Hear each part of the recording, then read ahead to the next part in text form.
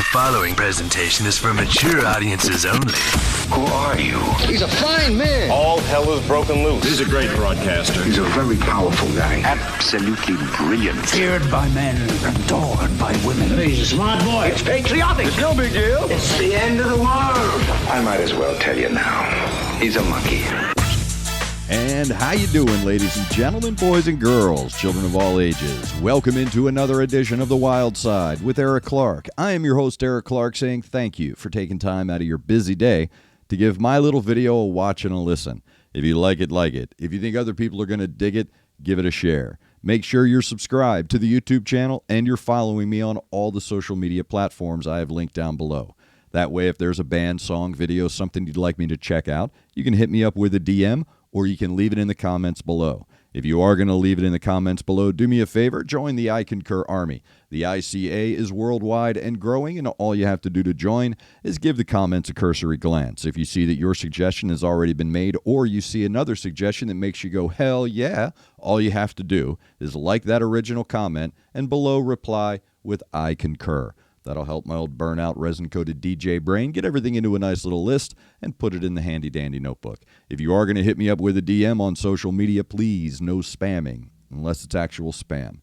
And then you can send it to the mailing address I have listed down below, or any other weird food your country or your region has that you want me to try live on a live stream. Speaking of which, live streams every Wednesday and Saturday, 11 a.m. Wednesday, 2 p.m. Saturday. 2 hours of fun and frivolity, just sitting around, hanging out, talking about rock and roll, movies. Last live stream, we came up with an idea for a great movie. You're going to have to tune in to see us flesh it out on Saturday. Saturday live stream, 2 p.m. to 4 p.m. Wednesday live stream, 11 a.m. to 1 p.m. So just got to be, I don't even think you need to be a subscriber, but subscribe anyway. Help the channel grow. The more the channel grows, the more content I can make. So thank you very much for all of you and all of your subscriptions. I want to say thank you to the sponsors of The Wyldeside, of course, before we get into today's video, and that would be Connect 200, Music to See, and Aunt Betty's Nut Butter. Today's music video, we are back with Arjen Lucassen, absolutely brilliant prog musician, composer, writer, producer, all that stuff. Supersonic Revolution is his new side project. We had done a video on his first single release. Today we are checking out the second single being released by Supersonic Revolution. The track is called Rise of the Starman. For those of you that don't get the reference, it is obviously about David Bowie. So I am super stoked to see the next track from Glam Attack, Supersonic Revolution, The Rise of the Starman. Let's check it out.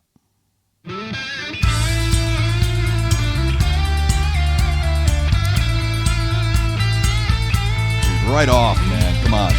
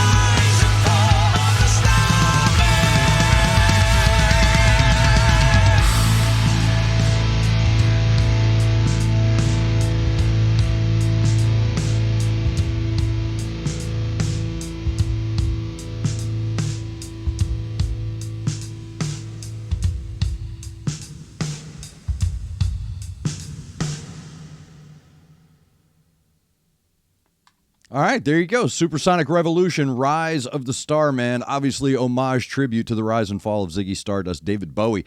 Supersonic Revolution. Everybody fill me in. Let me know down below. And Aryan, if you happen to check this out, please just go ahead and throw all the information about it down there so everybody knows. I'll link to pages and all of that for you.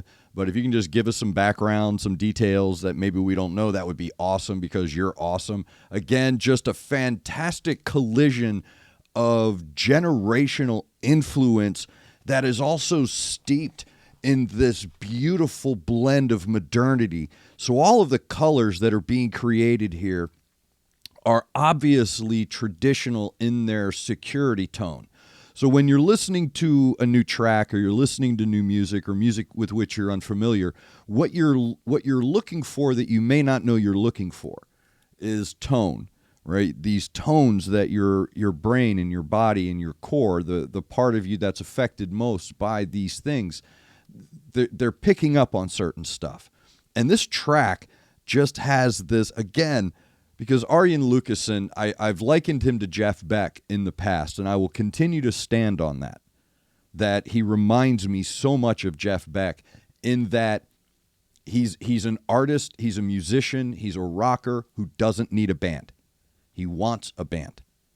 And there's a difference. In golf, we say some people hit as hard as they can. Good golfers hit as hard as they want. Right?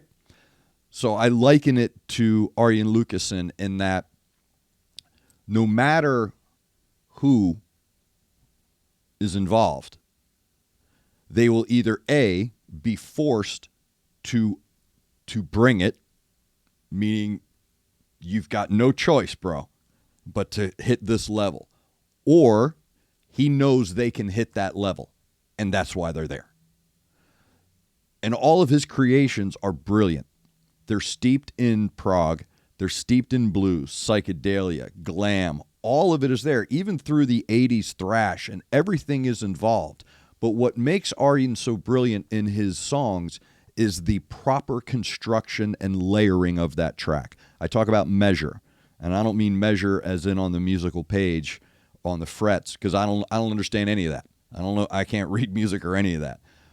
What I'm saying is, all right, so he knows exactly what to put where, for how long, how much, including, this is really interesting about this track, including the volume, the modulation, the presence. Okay, and here's what I mean by that. In this track, this is the example I'm going to use. I'm going to talk about the Hammond B3 organ. First off, if you're in a prog band, I don't care if you're prog blues, prog psychedelia, I don't care what, prog punk, whatever, you got to have a Hammond B3. That's the very foundation of your tonal connection to the color pattern coming through this track. It's going to be that Hammond B3. The Hammond B3, going back to Booker T and the MGs with Green Onions and Time is Tight and Hip Hug Her and Hang 'em High, all of these classic tracks where the Hammond B3 is the lead instrument, all that great soul music that was coming out, highly influenced a lot of European artists. They grew up listening to soul music. They grew up listening to Stax. So that tone that's created with the Hammond B3 is historical. Do you understand what I'm saying? There's a history to their own connection to that sound. So they include it in their music. Sometimes it's wrong, sometimes it's right, and then you have these situations where it's perfect because in the beginning, the Hammond's taking over, it's doing its thing, it's setting the tone for you. And then all of a sudden, it disappears, but not entirely. Through it all, you can still hear the little drips and dribbles. And then when it needs to step up, it steps up. And then when it needs to pull back, it pulls back, but not too far. Again, perfect layering, perfect measure, right? Measure, scoop measure, teaspoon measure, if you will, amount. Absolutely brilliant. I wrote down Yes and Whitesnake, and I think I've said this before. about his previous music. He's got this really cool way of blending the influence without sharp corners. So you're hearing a dichotomy of legacy. You're hearing a very deep tone from one era, and then he'll bring in a guitar of another era, and yet all of it is blending perfectly because he knows exactly how much to put where and when and for how long and for how loud. So everything is stepping up at the right time and filling that comforting gap that you're wanting in your music. In whether you know it or not, it's filling in these. It's like okay, we'll fill that. Okay, we'll put that over here, and it's perfect every time. And the vocals, dude, those vocals, it's like there's that scene from Anchorman. I have many leather-bound books that smell of rich mahogany. That's that guy's voice. It's perfect. It's perfect. It's bombastic enough to carry along with the instruments that are being used around it, but it's also gentle enough to provide the brighter colors in the spectrum of your tone.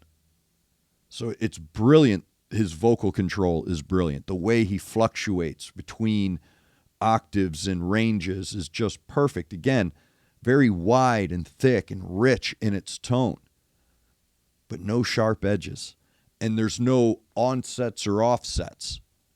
So there's no ramping up or dropping off in his vocals. Everything is clear and wide through the entirety of his vocals. But again, I don't want to say I expect nothing less from Arjen Lucassen and whatever he's doing. It's more, I am continually impressed by the level of, I don't want to say professionalism. That's not what I'm looking for. The level of control and command that he takes with his music. So even if you've never heard it before, even if you've never heard of Arjen Lucassen before, the minute it starts, he has you.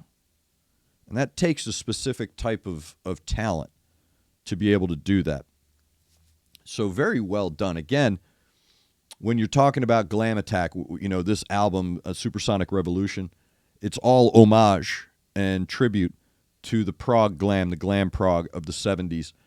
Uriah Heep, Camel, David Bowie, Sweet. I can't wait for Slade to come in there at some point as well.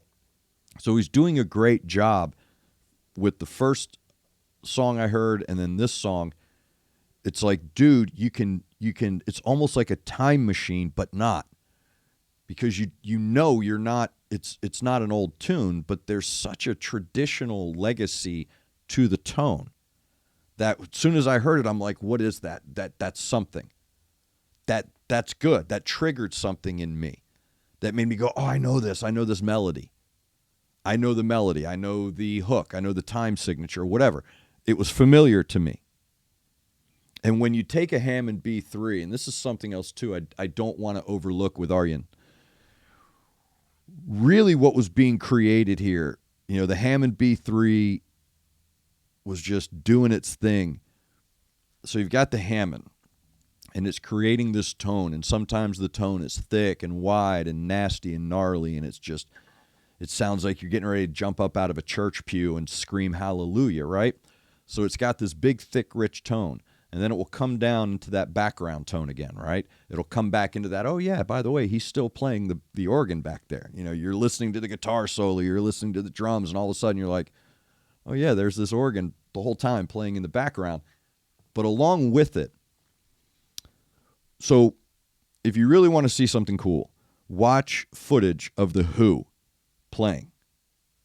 And when you listen to The Who, most of the time, if you really kind of, okay, pull that out, let me listen to John Entwistle. Let me listen to what he's doing here. Let me listen to the bridges that he and Keith Moon are building here, because that's what's going on. They're building bridges to go from one part to the next. So I want to listen to that, and I want to listen to what he's creating with that bass. And what he created with the, I hope I'm right. I don't know if I'm right, but what I felt and what I heard was this changing of, not genre. That's not it, because it's all rock. It all rocks, right?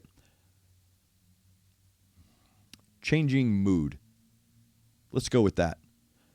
So while the Hammond is doing its thing and everybody else is doing their thing, what Arjen's doing on the bass is intricate, it's subtle, and it's brilliant. And if you listen to it, you're going to hear a perfect thread that weaves its way through all of it. So you got the drums, you got the guitar, you got the vocals, you got all this going on. But that bass is changing moods within the track. So the bass and the Hammond are creating these bridges. They're setting pebbles across the stream for the rest of the band to take its journey. And it's brilliant. And that's one of the things I love about progressive music, is that when you start to peel the onion, so to speak, you start to see that each one of these elements that's running through this color pattern, each one of these elements that are tonally creating these colors in my head, are perfect. Each one of them. Each one of them is doing exactly what they need to do to create that tone to blend with the other tones. So you have the thick, rich, grounded earth tones of the bass and the Hammond and the drums. So you've got the greens, the dark greens, and you've got the dark blues, and you have some browns in there as well. And then comes the vocals and the guitar and even the keys again and even the drums again. They change their tone as well. And now they're creating the more forward momentum colors. They're creating these more fresh, bright, lifelike colors. You know, the higher yellows and the lighter blues and the more vibrant reds and purples. So it's all blending through this one main tone and thread that's running through. So when it comes through your spectrum to your overall view of the song, it has the perfect vision. So it's like a high definition picture of whatever it is you're picturing in your head, but around it is that white light. So all the colors come through the spectrum, hit outside the spectrum, create the vision in your head, the imagery in your head of whatever you're creating with these tones, but around it, there's no conflicting color. It's perfect white light. That's what you're going for. And that's what makes this guy such a magnificent composer, engineer, producer. You know, Arjen, Supersonic Revolution, whatever you want to call it, is such a unicorn in that you can take something that, for all intents and purposes, is gone. It's long gone. Yes is gone. Asia's gone, all right? Camel's gone. And yet, there it is.